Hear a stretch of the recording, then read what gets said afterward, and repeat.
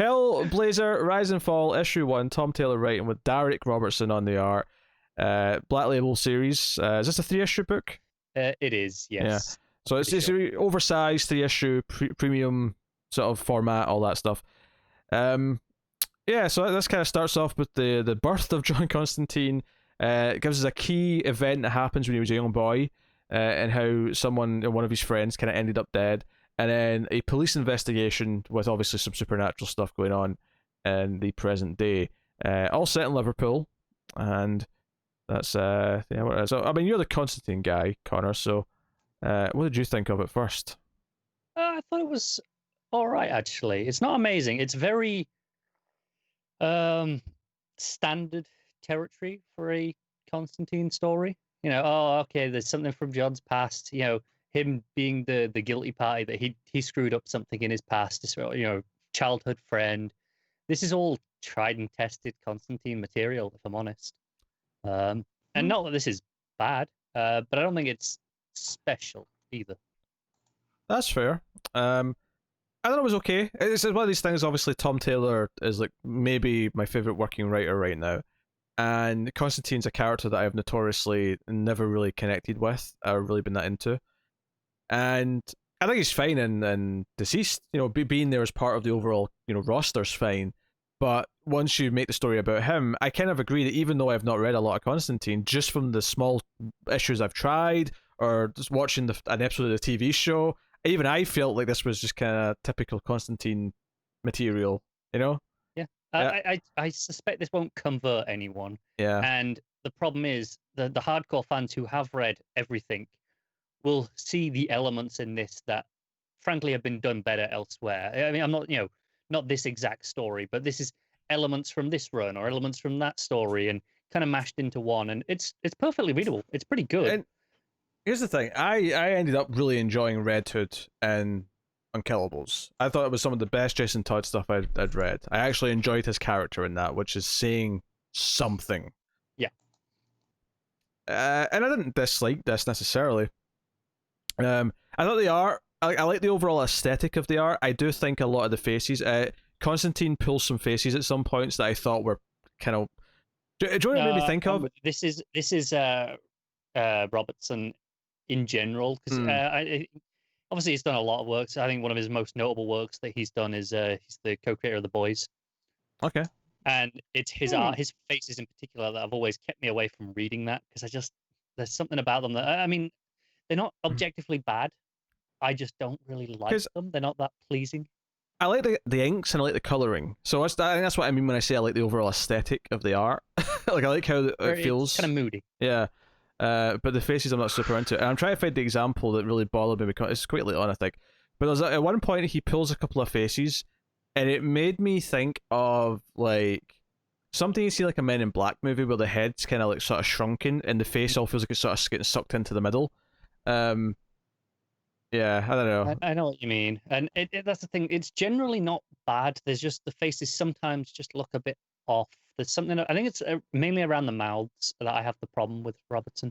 And it was something I was very aware of when I picked up this book and saw who was on art. I went, oh, okay, that's probably going to hold this back for me. But it's not terrible. It doesn't ruin it. It just doesn't elevate. Yeah, I think that's fair. Yeah, there's people being killed with angel wings. They're being like they're on spikes on top of buildings, but someone is like coming and stealing the wings, and they're not real wings either. They're wings that have been attached to the victims. I like the idea that they're putting them on there and having them try to fly. The wings are like sewn into the body. They're not just like stuck on or anything. Oh, that's even worse. It's kind of. It's like a serial killer. Yeah, it's like serial killer stuff rather than like they're angels or something like that, or even just that they're props that they're being put on. Like and one of the bodies that they find, the second one, is an ex-prime minister. Yes, and there's also like that. So this kid that died in his youth. There's like a Constantine tried to like summon a demon to impress like his friends. The other friend is this woman who is now a police officer that he's kind of working with in the present day. and this kid died. The river or whatever. Yeah, ironically, not because of anything Constantine actually did. His ritual didn't work. It was more just he dragged them out there in the middle of the night in this storm, and that happened to be when the river flooded, and and it had this tidal wave that swept them away, and that's what killed the kid. So he's guilty by having him out there in the night, in that place at that time, but not because of any direct action that he did with the magic side of things. And this kid's kind of appearing kind of like not a ghost, but like a demonic version of himself, and he kills the police partner, the woman's police partner. I thought it was really weird. The police partner, I think his name was Gary. Likeable enough character. Yeah, they did reasonable job with just giving him enough. Right? There was an intentional dialogue thing which I think was playing on a Harry Potter joke, where basically Constantine does something with magic, and Gary says, "How did he do that?" And the woman says, "He's a wizard, Gary." And when I read it out loud, I went, "Wait a minute, that's intentional." I said that like Hagrid. Yeah. He's a wizard, Gary.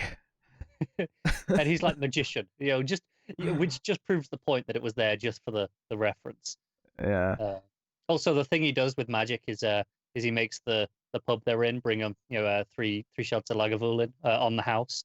I'm like, hey, if you're gonna get free whiskey, that's a good choice. So credit to you. But the thing I was gonna say about Gary is, like I said, likable enough because obviously the point he gets killed off, just enough to make you care that he feels like a reasonably formed character and not just he's the cop sidekick. But kind of weird how he dressed exactly the same as Constantine, like because we see him before we see adult Constantine, I believe, and he's wearing the red tie and the brown trench coat. I'm like, is he supposed to look exactly like him? Like, this is kind of weird. Strange choice. It never occurred to me, to be honest, but I think it's such a it's such an iconic look that Constantine has, given that it is regular clothes as opposed to a superhero outfit. It's the shirt, tie, and the coat. Yeah. I think putting someone else in his book in the exact same outfit really stood out to me. Kind of weird. I don't know if it was an intentional effort to make Constantine seem less unique, maybe just make him seem like a more normal by having other people look more like him, or if it was just something else entirely. I have no idea. Yeah. We have a cliffhanger where the devil's eating his curry. But yeah, that was another interesting. So he gets back to his apartment, all the magical wards are all broken. He gets in there, and it's Lucifer, and they actively say they call him by the Lightbringer and the Morning Star. So they kind of make it clear that this is the title, but it's not the traditional DC Lucifer that I'm used to seeing. This is more classic Christian theology, red skin, horns, devil. I'll be honest, I don't know what DC's Lucifer normally looks like, so it never even occurred to me. I just took it as face value, what they were telling me. I mean, what do you mean you don't know what Lucifer looks like? Jesus. Oh, I remember. Like, what is Lucifer in it? I don't know. I just feel like he's a big enough character in DC's history that you'd have seen him around. And what? Name anything. I know. I don't know specific things that you've read that he'd be in. I don't know. I mean, he just pops up here and there. Maybe he's popped up in like group shots and stuff, and I've just never or don't remember him. But like, he's never featured prominently in a story that I've read. Fair enough. To be fair, it's that corner of DC is kind of the one that I don't really hang out in much. No, it's true, but he has a very non-traditional Lucifer look, should we say? He looks, like a guy, a blonde guy. Not red-skinned, not horns, not devilish. So this is an interesting choice to me. It's the Vindaloo. He's eating that out-of-date Vindaloo. I think that's what's doing it. Yeah. Making them all red. This is very readable. Obviously, Tom Taylor's a good writer, so everything flows really well. It's just the right amount of text. It makes you like the characters. The one who dies and even the friend. They feel very likable in their appearances. But it's not enough to really win me over as wanting to read more Constantine. So as shocking as this is to say, I don't think I want to read more. It wasn't a short read, but it was like a 50-odd page book. And, if this comes out again in a week where there's, a reasonable number of books, it's the easy one to cut. And it's also, expensive. It's a $7 book, or $8 book even. I don't know, I can't remember how much it was. I have a hard time remembering because of the UK prices are because of the different. conversion. Yeah. It makes it murkier. Yeah. Yeah, it was like $6.50 I think on UK prices, but Yeah. I think that's an $8. I don't know. anyway. I kind of agree with everything you just said there, though. It's very much kind of baby's first Constantine book. Yeah. Yeah. And there's not really anything that makes it Black Label all in the page format. Like, this could have easily just been a mini. And I mean, in terms of if you count Black Label as the more adult line Yeah. of things, then yeah, I think that I don't think that But they're not that's- censoring any swearing if there was much. I don't think there was too much though. And that's Admittedly, Constantine in a nutshell, though, right? Like he's always Vertigo. all right, Yeah. until the last decade or so, yeah. Right. But that's what I'm saying up to that. But I mean, there's some fun like violence parts. Like there's the first guy who's stabbed up as an angel he's on like a church spire, and like the wind things that they have on the top. Mm-hmm. He's stabbed through one of those. even by even the though vein? He falls off and like his head splats on the floor and just yeah, explodes. the splat is kind of fun. It made me. It was even though it's not the exact thing that happens. It was making me think of the scene in Hot Fuzz. Me too. Just because of the church spire and the splat. I think it's it is the church spire and the head splat, even though it's very different in terms of the context. Yeah. I do love Hot Fuzz, so I mean I'm not going to be mad about thinking about Hot Fuzz. He's a slasher of prices. So, yeah. No, I mean it's all right, but I mean I don't really care about reading more of it, and that's saying something when it's a Tom Taylor book, and I don't think it's because he did a poor job.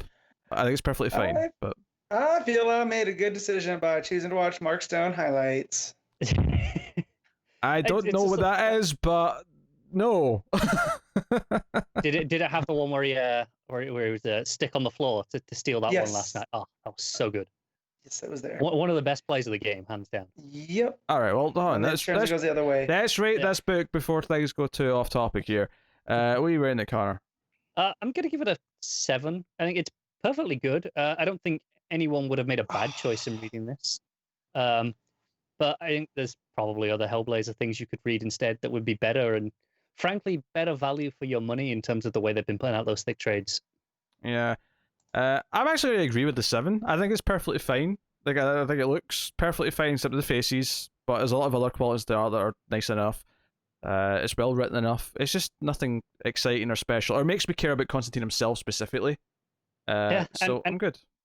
I come in as someone who does care about Constantine and go, yeah, I mean, it's okay. It's fine. There's more Constantine. I could read it. It makes you want to, when it's done, get reading it as a collected, because someone that's not that familiar with Constantine, sounds like it'd be my thing, but I'd rather just wait for it to be collected and buy it then. I feel like by the end of this could be like the Constantine equivalent of Hush. For, what you do with for Batman fans, like, here you go, here's Hush. That'll give you a solid starting point. This could be that by the end.